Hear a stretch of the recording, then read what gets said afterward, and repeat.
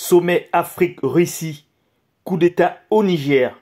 Le Burkina Faso fait parler de lui à travers son président capitaine Ibrahim Traoré. Les peuples africains, nos grands-pères, ont été déportés de force aussi pour aider l'Europe à se débarrasser du nazisme.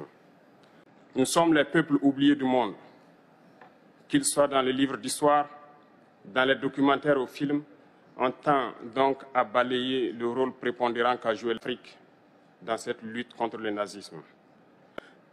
Nous sommes ensemble parce que, actuellement, nous sommes là pour parler de l'avenir de nos peuples,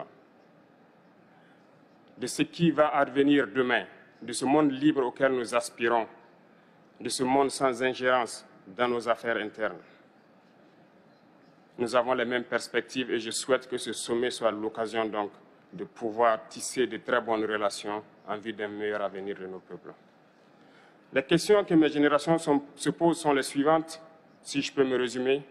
C'est de ne pas comprendre comment l'Afrique, avec tant de richesses sur notre sol, avec une nature généreuse, de l'eau, du soleil en abondance, l'Afrique est aujourd'hui le continent le plus pauvre. Mais qui est-il? Cet homme qui suscite tant de curiosité et d'admiration sur le continent africain. Info du continent vous dévoile tout. Décrit par ses collègues militaires et ses proches comme un chef calme, timide qui place l'être humain au-dessus de toute considération, le chef de l'État, au dire de ses hommes, est un bon fantassin, un artilleur accompli et un exemple de chef de guerre. Né le 14 mars 1988 à Kéra, commune de Bondoukou, dans la région de la boucle de Moroun, où son père exerçait comme infirmier, il a fréquenté l'école primaire publique et le collège d'enseignement général CEG de la dite localité. Il va poursuivre par la suite sa formation secondaire au lycée mixte d'Akarville de Bobo-Dioulassou où il décroche le baccalauréat série D. Le premier diplôme universitaire en poche, Ibrahim Traoré rejoint la capitale Ouagadougou pour des études en chimie, biologie, biochimie, géologie, CBBG, à l'université Joseph Kizerbo. En 2010, il finit major de sa promotion et quitte l'université avec un diplôme de maîtrise en géologie. La même année, il réussit au concours d'entrée à l'Académie militaire Georges Namoano de Pau. Ibrahim Traoré finit en 2012 comme vice-major de la 12e promotion des élèves officiers d'actifs de cette académie. Il va porter le galon de sous-lieutenant et sera affecté au régiment d'artillerie de Kaya dans le centre-nord du pays. Admiratif sur le terrain du combat, il est fait en 2014 commandant d'une des compagnies du groupement des forces antiterroristes GEFAT basé à Dibo. Il va ensuite s'envoler pour un stage d'application d'1 an en artillerie au Maroc.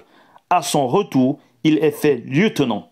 En 2015, le jeune lieutenant Traoré a fait partie du bataillon Badenya envoyé au Mali dans le cadre des opérations de maintien de la paix pour le compte de la MINUSMA.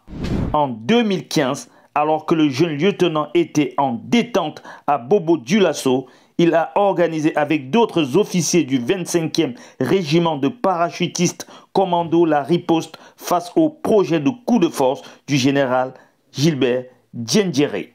En 2017, il repart au Maroc pour un stage de perfectionnement de 6 mois, toujours dans la spécialité artillerie. En 2018, il est projeté une fois sur le théâtre des opérations onusiennes au sein de la MINUSMA. Stationné à Tombouctou avec ses hommes, son unité a fait l'objet d'une attaque terroriste complexe. Il organise la riposte et réussit avec ses éléments à repousser l'attaque, préservant ainsi la sécurité des différents bataillons qui étaient positionnés dans l'enceinte du camp, ce qui lui a valu une décoration de la part du contingent de ces pays. Avec la multiplication des attaques terroristes au Burkina Faso, le lieutenant Ibrahim Traoré, passé capitaine en 2020, est nommé successivement comme chef de plusieurs détachements, notamment à Gaïri à l'est où il a participé activement à l'opération Otampuanu et à Nami Sigma au centre nord où ces hommes élus réussissent à réinstaller les populations déplacées de plusieurs villages de cette commune. Au cours de ces dernières années, le capitaine Traoré et ses hommes ont sillonné et combattu dans plusieurs zones occupées par les terroristes au Sahel, au centre nord et à l'est.